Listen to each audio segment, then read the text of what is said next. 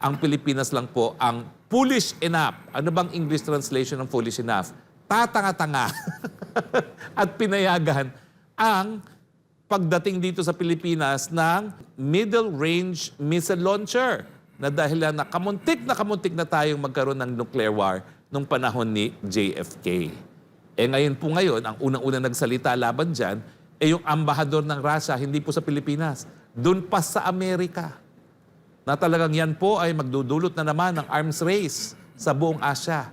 At nagsalita rin po ang China na dahil yung medium-range missile kayang targetin ng China at Russia, talagang ito po talaga ay magdudulot na naman ng insecurity sa region. Pero ngayon, doon narinig ko yung pananaw ng Malaysia, nararamdaman din pala na bantayan sa ASEAN. Kasi kung titignan mo, tayo nga lang ang sunod-sunuran sa Amerika, so yung presensya ng missile range cruiser launcher sa Pilipinas, pwedeng bantarin yan sa mga bansa ng ASEAN na hindi sunod-sunuran sa Amerika. Ano bang nangyayari sa ating Pilipinas? Ano ba talaga? Yan talaga ang importansya na malaman natin na nasa tamang pag-iisip ang ating presidente. Bakit niya tayo kinakaladkad sa indulto?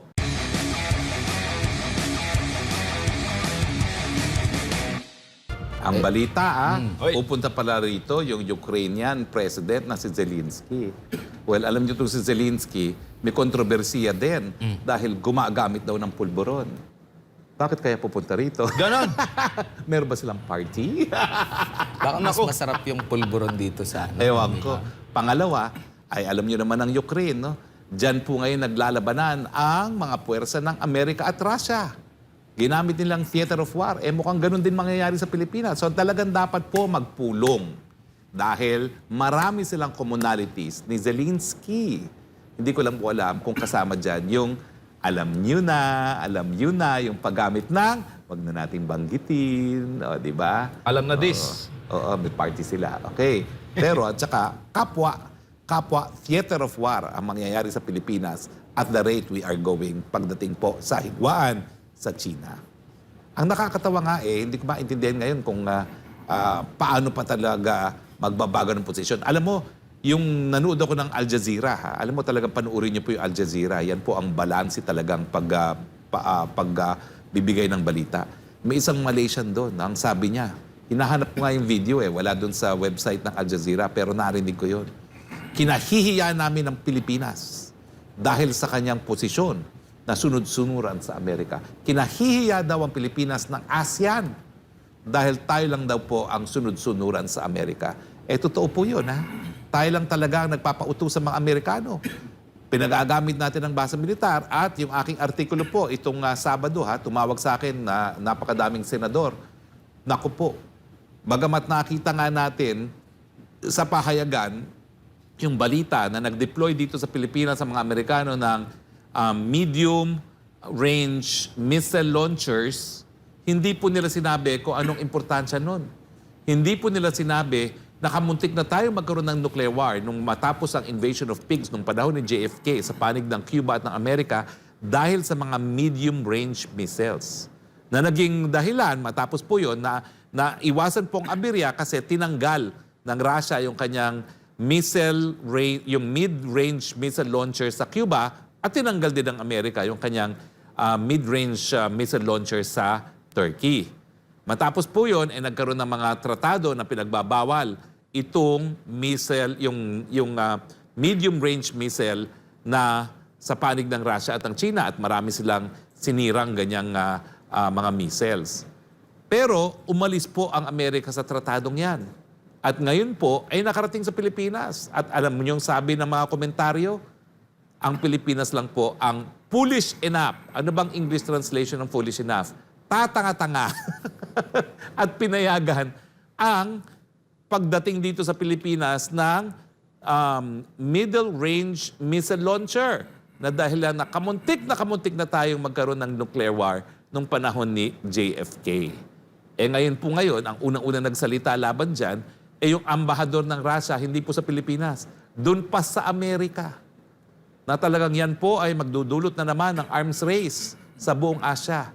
At nagsalita rin po ang China na dahil yung medium-range missile kayang targetin ng China at Russia, talaga, ito po talaga ay magdudulot na naman ng insecurity sa region. Pero ngayon, doon narinig ko yung pananaw ng Malaysia, nararamdaman din pala na bantayan sa ASEAN. Kasi kung titignan mo, tayo nga lang ang sunod-sunuran sa Amerika, so yung presensya ng missile range cruiser launcher sa Pilipinas, pwedeng bantarin yan sa mga bansa ng ASEAN na hindi sunod-sunuran sa Amerika.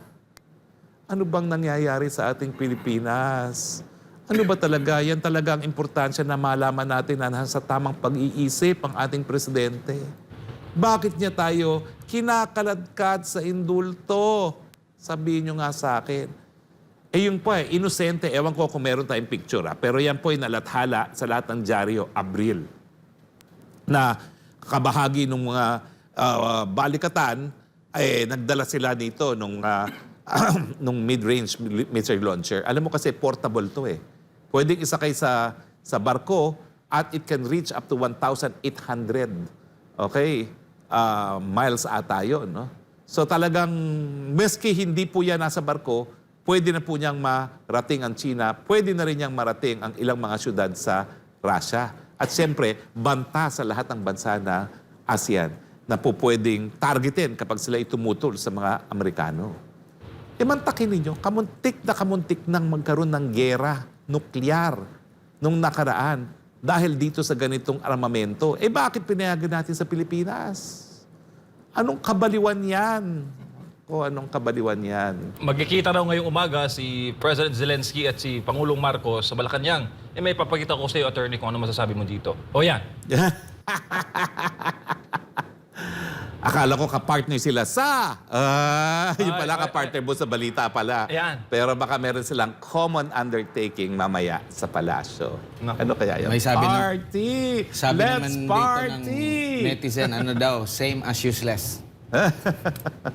Attorney, doon sa kamakailan lang, ay merong naganap, di ba, dyan sa Singapore, merong Shangri-La Dialogue or Defense Forum. Yun nga yung dahilan, kaya nagsalita yung Malaysia. Oo. At Kahihiyan ng Pilipinas sa ASEAN. Ang sabi nila. nagpaparinigan sila doon. Alam mo naman, nabigyan sila ng pagkakataon. Ang Chinese Defense Minister ay nagbanggit doon na meron daw certain bansa. Hindi niya binanggit, pero ang sabi niya, may certain bansa na hindi sumusunod daw doon sa sa agreement, bigla na lang nag-iiba, tapos may pitik din siya dito sa Estados Unidos kumbaga meron na silang military to military communications with the US dahil nga sa pagtindi ng tensyon diyan sa Asia, dito sa Asia Pacific. Pero ang sabi nga ni Chinese Defense Minister Dong Jun, and I quote, "We will not allow anyone to bring geopolitical conflicts or any war, whether hot or cold, into our region. We will not allow any country or any force to create conflict and chaos in our region." Di ba, naalala natin, ito din yung mga linyahan or ganito rin yung sinasabi ni Pangulong Bongbong Marcos before na walang dapat makialam dito sa tensyon na ito dahil ito ay usapin patungkol sa Pilipinas at China. Ikaw naman, kandidato siya noon. So meron siyang karapatan bumalentong. Bakit naman siya tinatali sa mga pananalita niya? Bumalentong na nga siya sa halos lahat ng importanteng issue. Okay, so wag mong sisihin. Okay. Pero ito talagang mahilig siya bumalentong karapatan niya yon. Pero may punto rin ang Chinese Defense Minister dito kasi nga may nakikialam kasi ng mga bansa. Kumbaga, actually, lang to China and Taiwan na conflict. Tapos nakialam itong US. Tapos nasama na dito itong Pilipinas, attorney. Well, alam niyo po, yun nga po, no? Kaisa-isahang naging pro-US ang Pilipinas. Yan po mensahe nila ng ating Pangulo doon sa Shangri-La Dialogue. No? Alam mo kasi pag sinabi nila na we want ano ba yun? Yung rule of law, at saka international... Rule-based order. Rule-based order, ibig sabihin maka-Amerikano. Yan yung mga linya. Dahil lahat ng hindi, ayon sa Amerika, hindi sila rule-based order. Okay? Well, okay, mag-rule-based order tayo. Bakit ang Pilipinas hindi pa rin ngayong kinikilala ang Palestine bilang isang independyenteng bansa? 148 states na po ang kumikilala sa Palestine. Tayo, sunod-sunuran pa rin sa Amerika. Hindi pa rin kinikilala. Akala ko ba, international rule-based order. Bakit tayo hindi bumoto doon sa naunang General Assembly resolution na nagkukondena ng nangyayari sa Gaza Strip? Yan po yung international rules-based order. Di ba? Bakit po? Alam niyo po, ang isang magandang napulot ko doon sa konferensyang na-attendan ko nga dyan sa Kazakhstan, no? Yung Bandung Conference.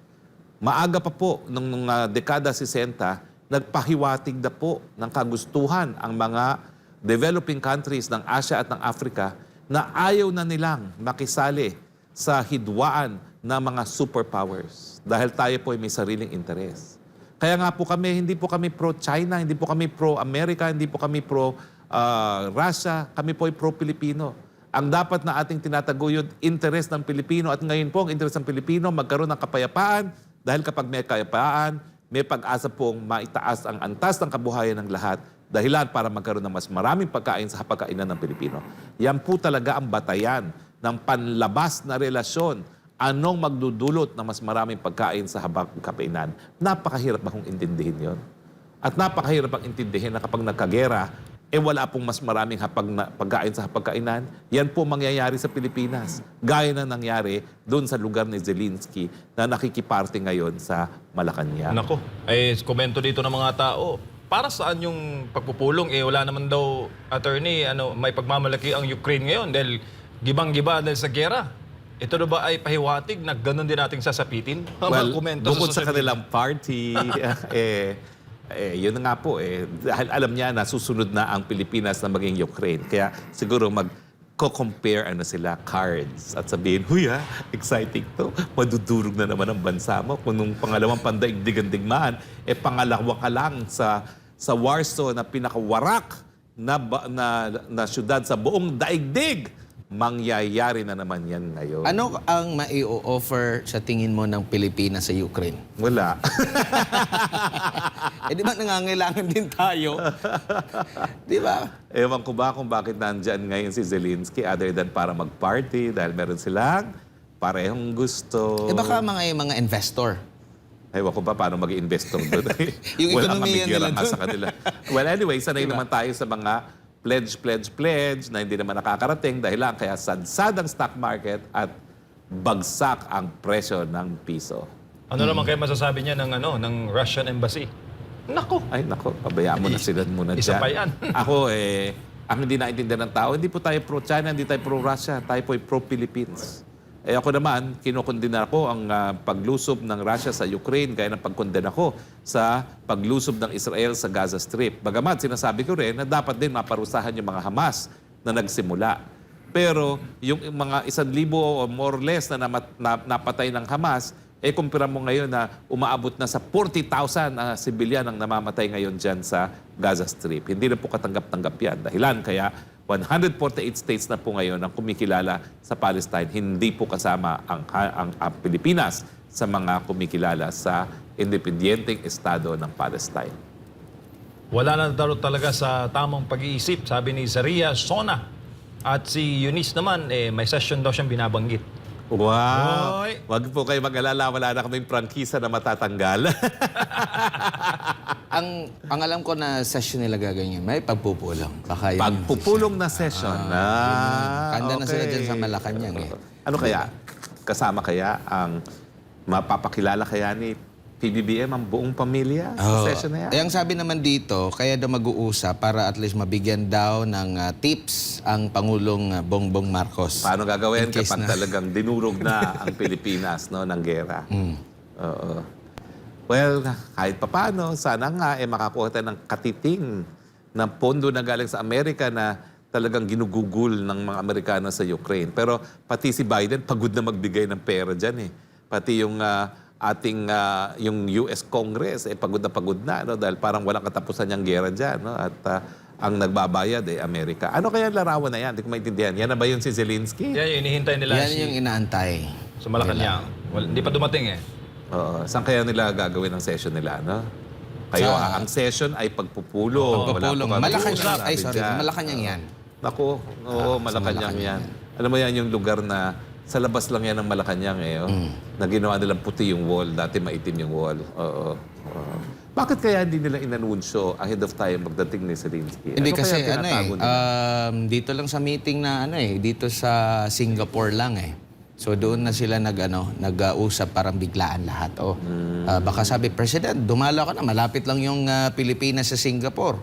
Yun nga yung Pagkakataon na mag-session sila, no? Oo, para mapag-usapan kung ano man, Mapag-usapan kung sila. meron bang maidadalang mga tawag nito, investment Oo nga. sa Pilipinas Para tignan nila kung ano yung dapat depensahan. kung ano yung mas okay. Oo. Pero Magkukumpara sila. hindi ko lang alam kung may nilabas na Kung ba. anong pulisya ang mas okay na matitikman ng buong sambayanan. Di ba? Oo. Nagkita na rin sila dun sa Singapore. Parang hindi pa yata sapat. Dito na magkaroon ng pag-uusap siguro. Kasi stricto doon sa Singapore. Matindi monitoring doon, attorney. Matindi monitoring. Oo, bawal dun. Bawal. Bawal. Ang, pinagbabawal. Oo. Well, anyway, wala po kami sinasabi ha. In any case, wala na rin po kaming prangkisa. Hindi, ang ano lang natin, gusto natin malaman ano talaga yung pag-usapan.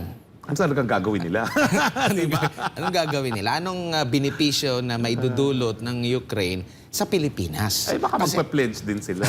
O, di ba? Kasi ang Ukraine yun, alam natin, Ubus na. kaya nga nag-iikot si di ba, President Zelensky, kasi siguro wala nang doon, so kailangan niyang mangalap ng additional na At baka tulong. tayo pa magbibigay ngayon sa Ukraine. Bagay, baka yung 90 billion, ibigay nila sa Ukraine.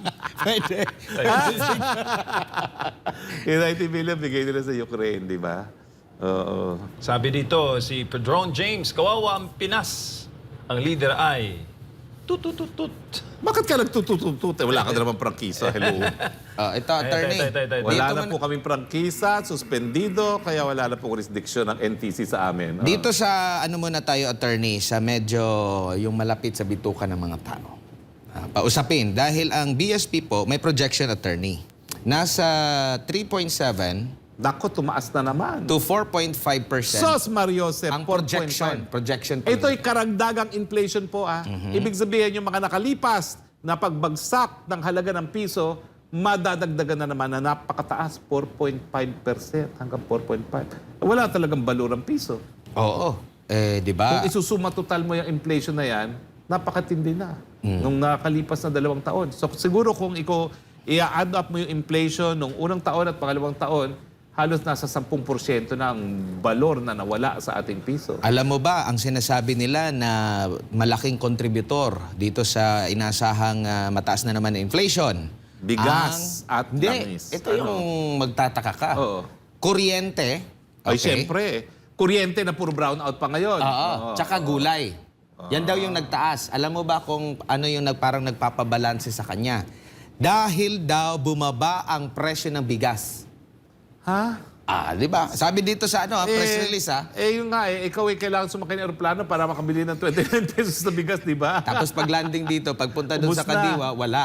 Sabi dito, Kayo naman, minsan nagbigay sa kakaunti. Gusto niyo pa maraming makabili. Masyado kay reklamador. sabi dito, attorney, sa press release mismo ng BSP, lower prices of rice, fish and fruits, as well as lower domestic oil and LPG prices could offset the upside price pressures. Ang tanong natin sa ating mga kababayan ngayon, bumaba ba ang presyo ng bigas, isda, Saan kaya yung mababang Prutas. presyo ng bugas?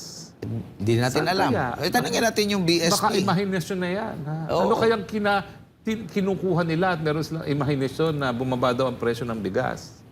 Saan? Siguro 1 oras sila nagbenta ng tagto 29 pesos sa kilo, ubus na. Yun ba yun? Napakinabangan ba yun ng mga kababayan natin? Kayo po, bumaba ba ho ang presyo ng bigas? Kayo na magsabi sa amin at babasahin namin ang inyong mga komento. Baka makatulong si Zelensky para ano bang Ewan tulong ko. niya para Well, mapataas yung trigo inflation? naman, trigo ang produkto ng Ukraine. So at least sa pampandesal natin, baka makaangkat tayo ng trigo. Pwede. Oo, at sana bumaba ang presyo ng pandesal, pero hindi naman natin talaga kinakain yan sa agahan, tanghalian at gabi. Pero di ba, Paminsan-minsan ang sabi sa pandesal. ng mga Diba, analyst ng mga... pandesal na may dairy cream tapos sasawsaw mo sa kape. Ang sarap na Yan. breakfast. Oo, pero hindi lahat nagkakaganyan na ngayon. Wala attorney. na Mahal kasi na. puro hangin na yung pandesal.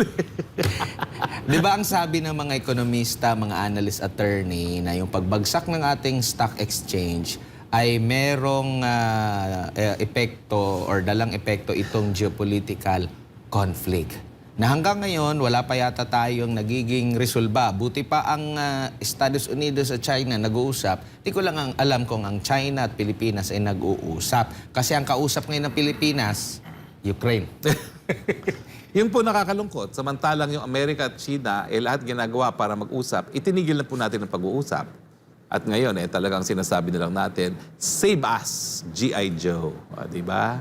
Tignan po natin kung re-resback sa atin ng mga Amerikano, pero sa ating mga kasaysayan nung kailan lamang, wala pong resback na nangyari nung nawala ang ating Mischief Reef at ang Scarborough sa bayan natin. Sabi ni Lynn, haka-haka lang daw yung bumaba ang presyo ng bigas. Yan daw yung tunay na haka-haka. Kayo magagalit sa iyo si Kalihim, ha? Pati isda daw eh. Tsaka mga prutas. Kasi bumaba daw yan. Pati LPG. Eh, ang mahal-mahal na ng Saan LPG kaya ngayon. tayo makakabili ng mas mababang presyo? Ako'y nasasak eh. Ayan, no? 4 na saging saba. 37 pesos. 9 pesos ang isa. Bumili ako kahapon eh. Kasi ako, arroz alakbana eh. 4, 37 pesos. Yung isang piling ng saging, 200 pesos. Sana ginawa mo na lang. Ay talagang binabantayan ko. Kaya hindi kita bibigyan ng saging ngayon. Mahal eh. Sabi dito, bumaba na naman ang bigas 20 pesos, 1/4 nga lang. Akala ko yung pang ice candy eh. Yung ice candy, pwede Diba? rin. Napakaganda 1/4 ng din picture. Ang mga netizen natin talaga, may humor pa rin. Miski na kulit mahirap eh. na. Ang 20 pesos, isang ice candy. Yan po ang 20 pesos. Sabi dito ni Pedrone, nag-invest na ako ng solar para kahit papano, may ilaw kami kung nagkagera. Ni-expect ko na talaga na magkakagera dahil sa maling pamamalakad. Ganun ba? Sana saan wag ka ba? matamaan ang bahay mo at masira yung solar sa gera. Oo. At saka pag nuclear po yan, tunaw po tayong lahat. Sabi ni Eliza Maanyo, ang isang patatas daw attorney, 20 pesos. Totoo yan. Totoo yan. Kaya ngayon, wag na kayo gumamit ng patatas sa kaldereta. Ano Okay? na lang, kamote. Ewan ko Ano ba yan kung eh, kamote. pang-alternatibo Huwag nyo na rin na lagyan rin. ng karne kasi mahal na rin ang karne. Oo, Magsarsa na lang mahal kayo. na dahil At dati mahal din ang 200 sarsa plus. dahil mahal ang kamatis Huwag eh. na lang kumain. Ay, nako. Di ba? Pero yung wala bigas po. natin, wala natin eh. Guni-guni lang yan. Haka-haka lang po ang kahirapan. Pati nga rin galunggong attorney, sobrang mahal na. Ikaw naman, nag-aambisyon ka pa maggarunggong. Pangmayaman lang yun. Pangmayaman na. Oo, pangmayaman lang yung galunggong. Tsaka yung mga dilata ngayon, attorney, yung mga sardinas, dati nagsisikipan, ngayon wala na, maluwang na. Pag taktak mo, Mahal na kasi. diretso na, tak na. Ako dati, alam mo mga partners, hindi ako kumakain ng dilatang isda. Ngayon, tignan mo yung cabinet ko, puro dilatang isda. Pero yun na lang kasi afford natin. Naku. Buti na lang, meron pa akong libre mga isda galing sa mga mangingisda ng Scarborough. Huwag niyo pong ititigil yan. Kaya nga ako nakikiusap, China nga huwag niyo pong haharangan dahil kapag hinarangan niyo yan, mawawala aking libreng supply ng isda. Aawayin ko kayo. Pero ngayon po, habang may isda ako, patunay po yan na patuloy po nakakapaghanap buhay ang ating mga mangingisda dyan sa Boro. Kung wala pa nang giyera or tumindi yung tension, ganito na yung sitwasyon natin, attorney, how much more kung magkaroon talaga ng tension? So magtanim na kayo ng mga kamote. Talaga, baliwala na po yan. Kasi ngayon, ang labanan, nuklear. Pupunta ko sa Sabah, attorney. Anyway, pag nagkagera naman, patay naman tayo lahat. So, hindi na tayo pwede magreklamo. Kayo kasi reklamador kayo. It's a tie. Lahat tayo pupunta na sa piling ng Panginoon dahil wala pong mabubuhay kapag nuclear war. Meron pa ang namang nangyari. lugar, attorney, na pagmamayari ng Pilipinas na medyo malaylayo. Sa Sabah, attorney. Yun nga, nandun naman yung mga Malaysians, di ka naman papapasukin doon. Akala ko ba sa atin yun? Ewan ko ba? Mas ginigit natin yung dagat sa napakadaming West Philippine Sea. langis ng nakalap doon. Hindi naman natin pinupuntirya dyan. Malinaw na malinaw naman yung pagbigay sa atin ng Sultanate of Brunei na atin ang Sabah nung panahon na tayo tumulong sa kanya na nagkaroon ng rebellion laban sa kanya. Nako. Ay, nako mga partners ha. Anyway, habang may buhay, may pag-asa, asahan na lang po natin na hindi matatapos ang ating mga buhay dahil sa natatakdang gera na ninanais ng ating mga liderato.